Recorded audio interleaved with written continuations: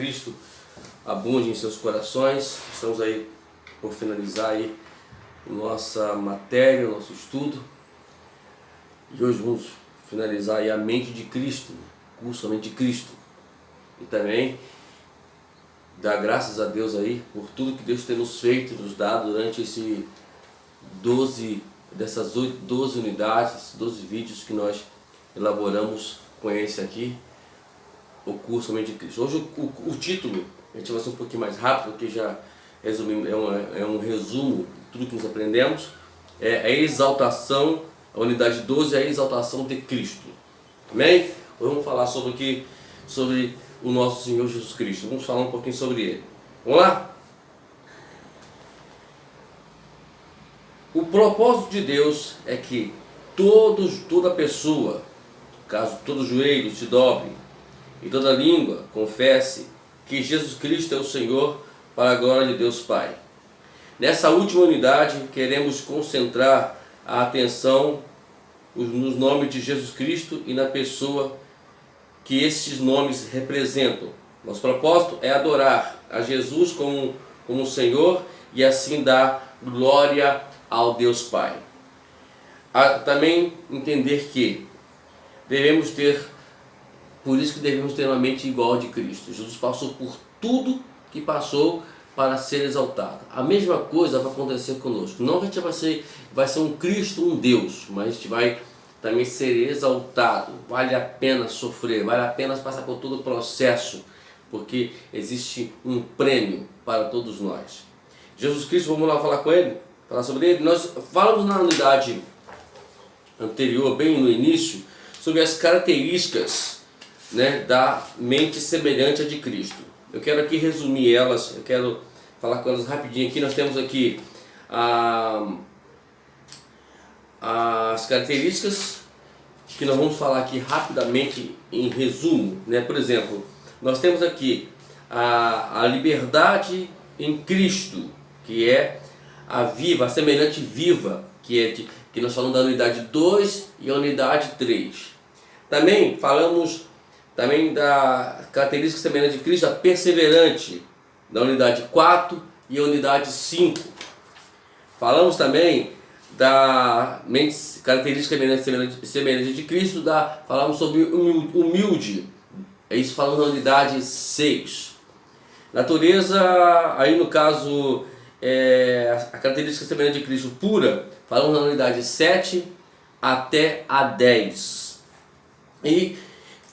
E no vídeo passado nós falamos sobre a característica semelhante à de Cristo sensível, que foi a unidade 11. E hoje vamos falar sobre o nome de Cristo, a unidade 2, que é a pacífica. A pacífica. A sexta característica de uma mente semelhante de Cristo é pacífica. O amor de Cristo o levou ao Calvário. Em sua morte, porém, Cristo comprou nossa paz com Deus. Paz não é a ausência de conflito, mas o fruto do Espírito. A ressurreição foi a vitória de Cristo sobre o pecado e a morte. Sua vitória fez com que a paz se tornasse uma realidade e mediante a morte, a ressurreição e a exaltação de Cristo, podemos sentir uma paz genuína. Então nós temos esta paz porque Jesus morreu por nós, nos dando esta paz ali na cruz do Calvário. Temos aqui agora os ofícios de Cristo. O credo da igreja do Primeiro Testamento era: Jesus Cristo é Senhor. Esta é a confissão de toda língua em Filipenses 2:11. A profissão de fé em Romanos 10:9 é de Jesus Cristo como Senhor. Paulo escreveu a Coríntios: ninguém pode dizer que Jesus é o Senhor senão pelo Espírito. Isso aí dá uma mensagem poderosa. Os três títulos, Jesus, Cristo e Senhor, aparecem juntos muitas vezes no segundo testamento. Cada nome se refere a um ofício particular que Cristo exerce. O propósito de Deus é que o credo da igreja neotestamentária de hoje seja: Jesus Cristo é o Senhor. Então Ele é o nosso Senhor. Nós vamos falar sobre Ele como Senhor, Ele como Jesus, Ele como Cristo e Ele como Senhor. Vamos lá. Jesus, no caso aqui, é profeta. Jesus era o nome de Deus encarnado. Em sua natureza humana, Jesus desempenhou funções de profeta. O primeiro dos 3 grandes ofícios. Deus fala por meio de um profeta. E se um profeta fala, devemos ouvir. Então, aqui o primeiro ofício aqui é Jesus como profeta. Deus se encarnou na pessoa de Jesus. Na verdade, isso aqui é outra mensagem que nós não podemos mencionar aqui, porque o tempo não nos permite, ok?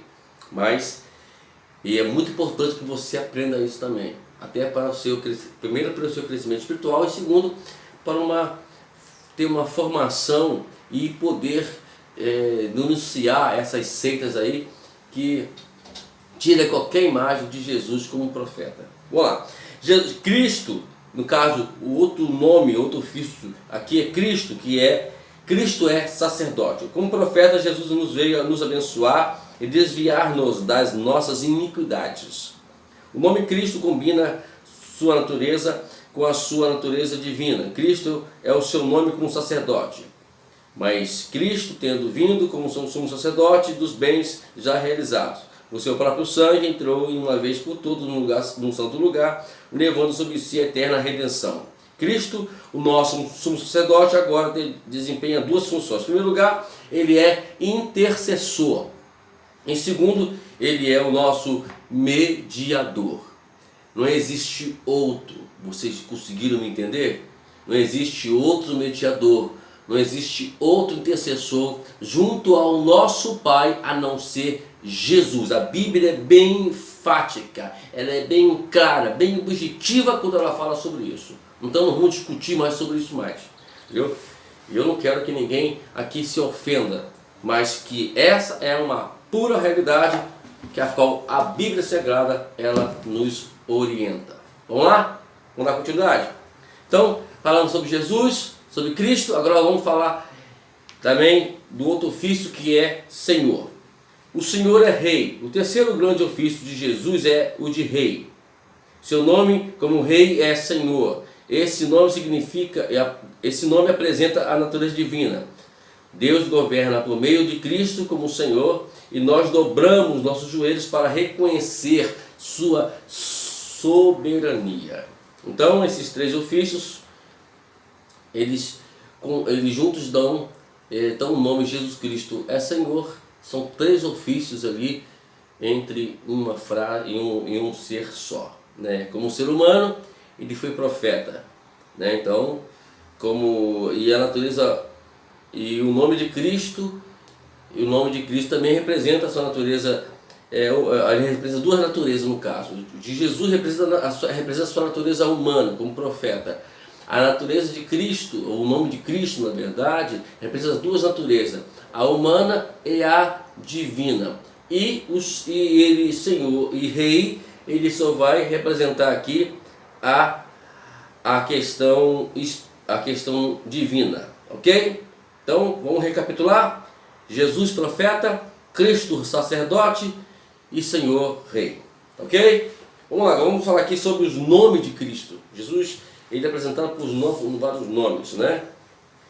Ao longo desse curso, tem se apresentado o nome de Cristo que aparecem na Bíblia, nos quais você tem focalizado sua atenção. Temos achado no nome de Cristo formas de que nos submetermos a Ele. Temos também encontrado formas de nos relacionarmos com Ele ou permanecermos nele. Então, os nomes de Cristo, o objetivo que esses nomes dão, que estão escritos na Bíblia, que foram dados a Jesus, é para, em primeiro lugar, uma forma de nós submetermos a Cristo, outra para nos relacionarmos com Ele e a outra também para nós permanecermos nele. Vamos aos nomes, então? Vamos lá. Primeiramente, os nomes divinos que foram dados a Jesus. Vamos lá. A divindade ou nome divino se refere a Ele como Deus.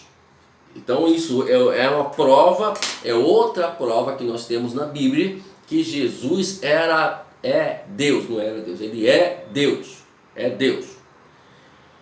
Aí nós vamos, para poder explicar isso, nós temos que ter uma linha aqui de raciocínio sobre a Trindade, mas isso não é o nosso caso aqui, vou deixar para próximas oportunidades. Vamos lá, fala ele como Deus, Criador, aí você vai ver o versículo aí, o Criador. Segundo, verdade. Terceiro, Deus forte. Quarto, Filho de Deus. Quinto, Santo de Deus. Sexto, Senhor do céu. Sétimo, imagem do Deus invisível. E oitavo, Emanuel. Estamos aí, então são 8 aqui no total. O Senhor nos fala sobre a divindade de Jesus, do nome de Jesus. Agora vamos falar sobre os nomes funcionais, aqueles nomes que davam a ele funcionando em nosso favor ou favor de alguma coisa. Vamos lá. Primeiramente, primeiro nome, libertador. O outro, segundo, o que santifica. O terceiro, pastor e bispo das nossas almas. Quarto, salvador do mundo. Quinto, maravilhoso conselheiro. Então aí, esses são os nomes funcionais de Jesus. Agora temos o nome de luz, né? Fala que Jesus ele era a luz verdadeira, né? Se você tem que olhar para o céu para ver essas manifestações de luz, para você ver o quanto ele brilha na nossa vida. Vamos ver? Primeiro, a aurora, a luz da vida, luz dos homens, estrela da alva, luz para a revelação aos gentios e luz do mundo. Então isso aí é o nome dele da luz, aqueles nomes que a qual nos dão a clareza, a vista e a iluminação de Jesus. Vamos lá?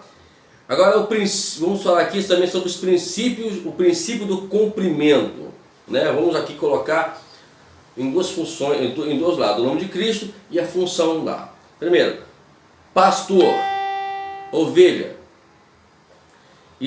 pai, filho de Deus, filho, né? Irmão, mestre, a função discípulo, Senhor, a nossa função qual é? Servo, videira, a nossa função vara, noivo, a nossa função noiva de Cristo, a igreja, né? Estamos aí, vimos o nome de Cristo e a nossa função ao nos relacionarmos com Ele. Vamos lá? Princípio da identidade, né? Quando aplicamos o princípio da identidade, identificamos-nos com Cristo em alguns de seus nomes. Vamos lá. Amado de Deus, isso quer dizer, devemos ser amados de Deus. Segundo, escolhido, somos escolhidos. Então, estamos aqui vendo uma semelhança, uma identificação nós com Jesus. Herdeiro de tudo, somos co-herdeiros com Cristo. A outra, o último Adão, chegamos a ser completamente humanos quando vivemos como Cristo viveu. Então, a realidade aqui é aquela que nos apresentamos aqui ao longo do nosso curso, sobre nós termos uma mente semelhante à de Cristo, né? Então, Jesus ele veio demonstrar como ser e como viver um outro Adão. Então, agora essa é Adão. Por isso que Paulo diz que nós agora em Cristo somos novas criaturas, velhas coisas velhas passam e tudo se faz novo, por conta disso, ok? Olha lá, Cordeiro, Cristo é puro, nós temos que ser puro. Também temos aqui a rocha, aí quando nós vamos identificar é dizendo, nós não devemos vacilar. E por último, Jesus Cristo justo. Aí temos a identificação. Nele somos justificados. Amém? Vamos lá. Vamos falar agora sobre o princípio da vida. Olha só que interessante. Alguns nomes atribuídos ao Senhor indicam que Ele é a fonte da nossa vida. Vamos lá. Temos 8 também. Pão da vida, a vida, luz da vida, a palavra da vida, vida eterna, nossa vida, autor da vida e a ressurreição e a vida. Amém? Estão ligados aí, queridos? É só vocês anotarem, hein? Vamos continuar. Agora, princípios da soberania. Né? Muitos nomes indicam a soberania e a majestade de Jesus. Vamos lá? Eu vou até enumerar aqui, que esse aqui eu numerei não. Vamos lá. Número 1, guia. Número 2, rei dos séculos. Número 3, teu rei. Número 4, bom mestre. Número 5, autor da vida. Número 6, príncipe dos reis da terra. Número 7, o rei que vem em nome do Senhor.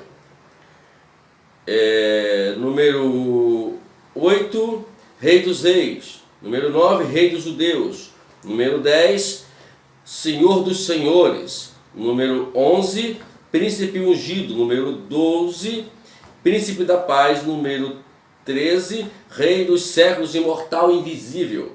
E 14, governador dos povos. Temos também aqui o princípio da preeminência, quer dizer, aquele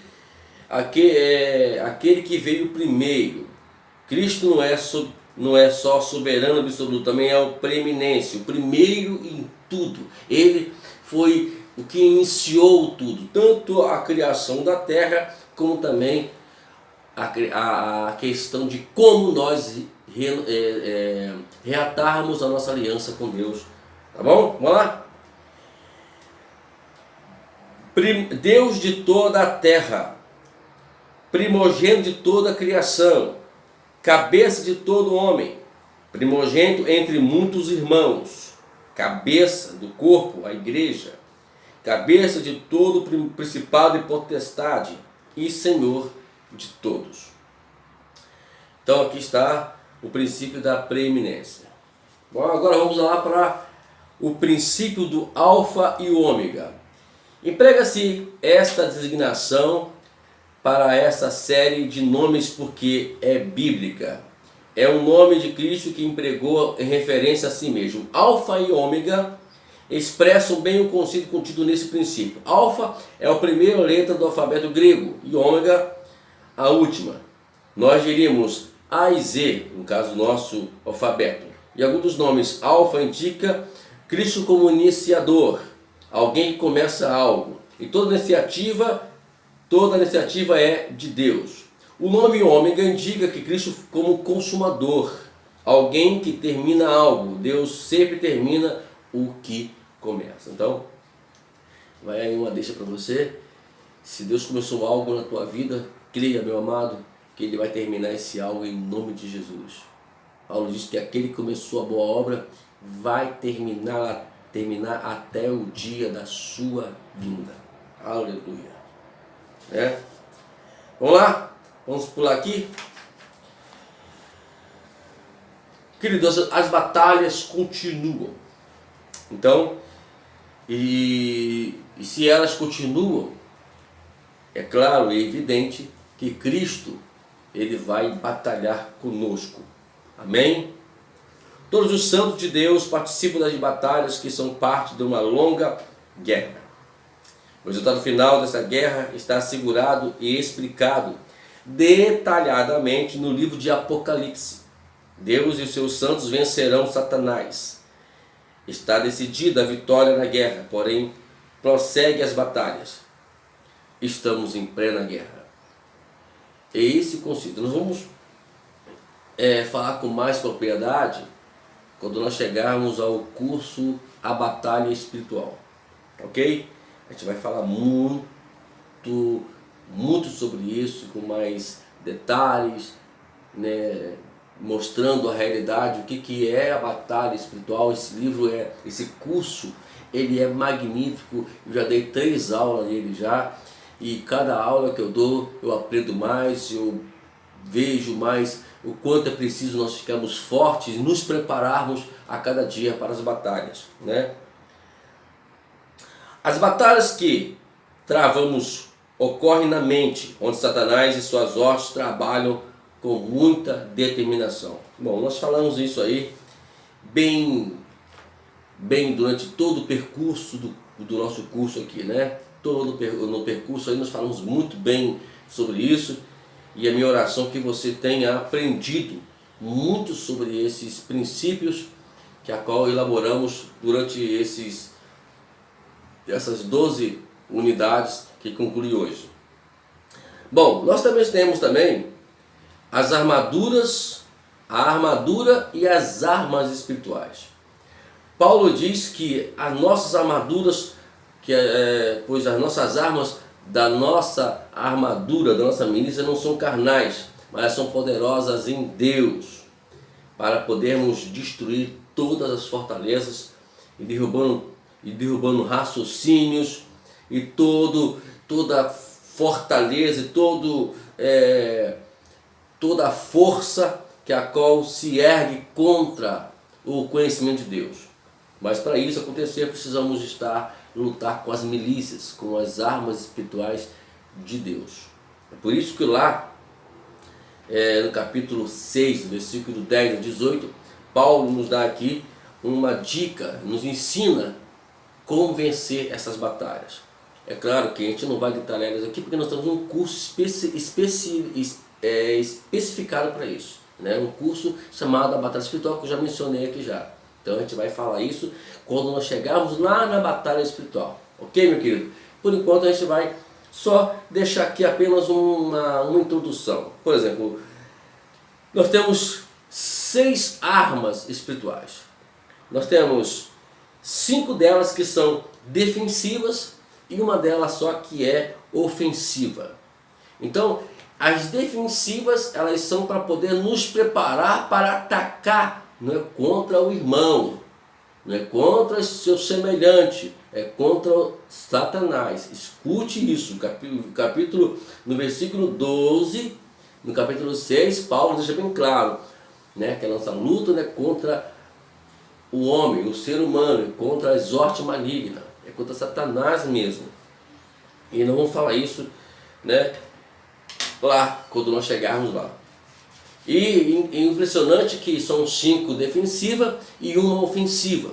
E depois Paulo ele fala sobre a oração, por quê? Para manter no propósito na batalha. Porque a batalha ela é contínua, não é porque você venceu uma área e venceu 2 áreas que isso vai acabar.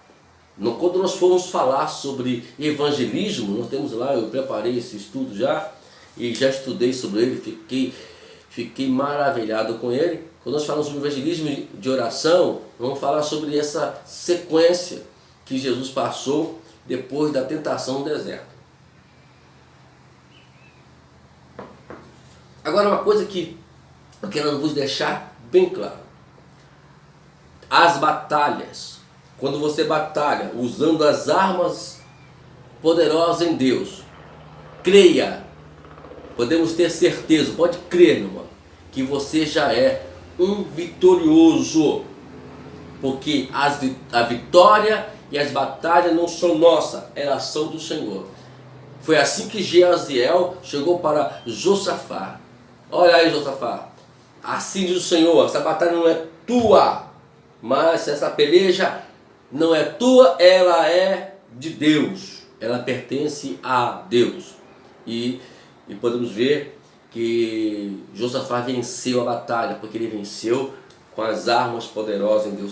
E eu queria, né, essa passagem é uma passagem muito rica, e eu gosto de pregar sobre ela, e eu vou preparar até uma mensagem sobre essa passagem, da forma como Josafá venceu esta batalha. Ela é mais linda do que nós podemos imaginar. E vemos o tamanho da fé dele, né? Para nós cristãos, os espirituais, a vitória não é um acontecimento. A vitória é quando o vitorioso habita em nós. Jesus habita em você, então você já é vitorioso. Pode crer nisso.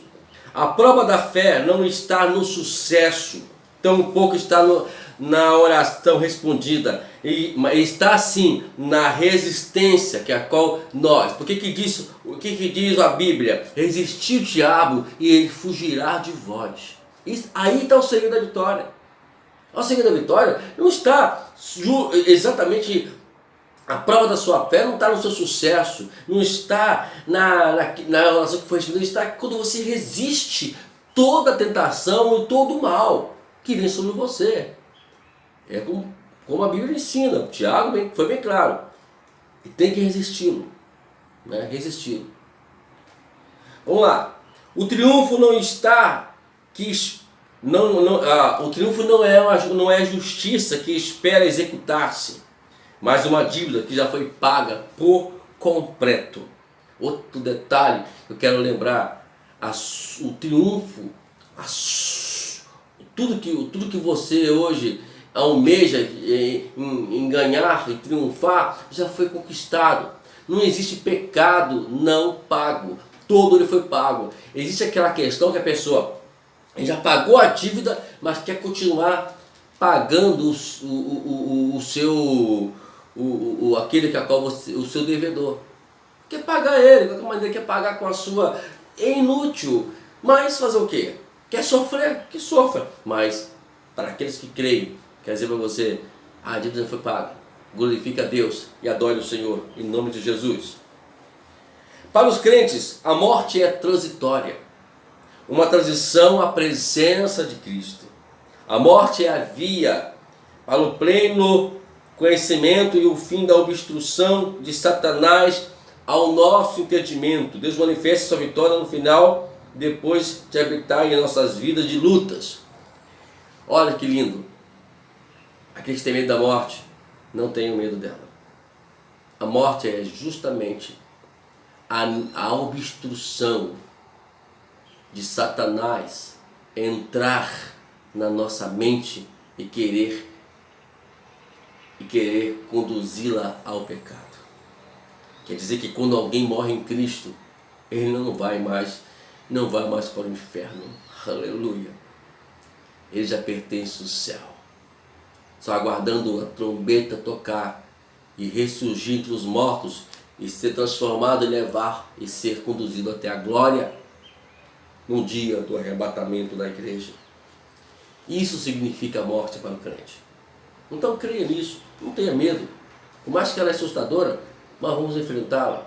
Paulo diz que somos mais que vencedores, muito mais. Vamos lá? Vamos agora terminar vamos para o quinto tópico, viu? Tá bem rapidinho hoje. Eu falei para vocês que eu só estou mesmo dando desfecho aqui hoje, né? Mas tudo que nós já falamos, tudo que nós estamos falando aqui, já passamos durante essas 11 unidades atrás. Prosseguindo para o alvo, vamos nos conformando-se à imagem de Cristo. Creio que o Senhor tinha vários propósitos a orientar-me a escrever este curso, dizendo o autor. Ele me guiou para escrevê-lo e creio que me guiou também a fazê-lo. Vamos lá. O primeiro grupo é o propósito primordial de Deus em você é conformá-lo à imagem do seu Filho. Cristo é o seu Criador, é o seu Redentor, é o seu sustentador.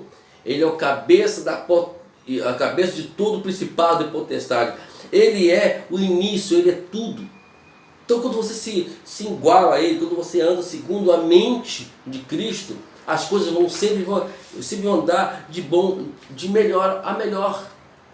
Isso quer dizer, querido, que nós precisamos ter uma mente semelhante de Cristo. O papel de Jesus aqui na terra, quando ele veio aqui na terra, foi justamente para isso, para poder nos mostrar como vencer. E quando nós olhamos para ele, se nós olharmos para ele, e devemos olhar para ele, olharmos mesmo e fixo para ele, e vamos seguir a imagem dele, a sombra dele, como ele andou, com Pedro, que nós sempre mencionamos aqui, falou que para seguirmos as suas pisadas, buscar o conhecimento de Jesus, nos posicionarmos como a noiva de Jesus. Como é que uma noiva se posiciona?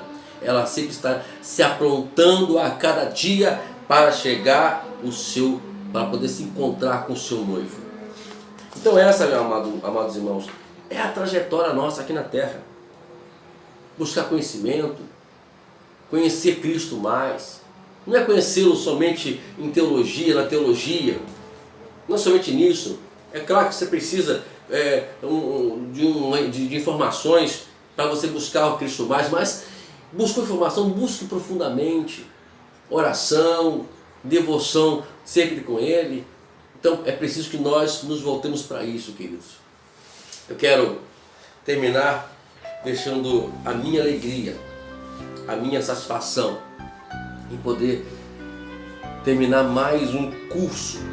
Terminamos o curso Conhecendo Deus e Fazendo Sua Vontade, e agora estamos terminando o curso A Mente de Cristo.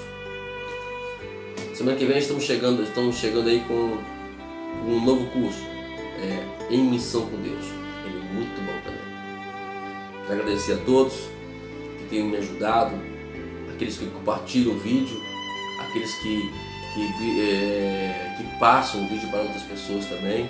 Eu creio que você estará me ajudando, me auxiliando nessa trajetória. Evangelizar não é somente apenas um fator presencial. Pode também utilizar essas ferramentas que temos hoje para poder evangelizar e levar para outros lugares, para vidas também serem edificadas. É preciso que nós façamos isso. É preciso que nós evangelizamos. Eu também vou entrar também agora num novo curso chamado Evangelismo de Oração. Aí você vai ver a importância, a necessidade e a responsabilidade nossa nessa terra de evangelizarmos. De alguma forma, como falei para você, não precisa ser presencial. Você pode evangelizar de muitas formas possíveis. Uma é você contribuindo com a sua igreja, dando seus dízimos, as suas ofertas. Outra é você orando.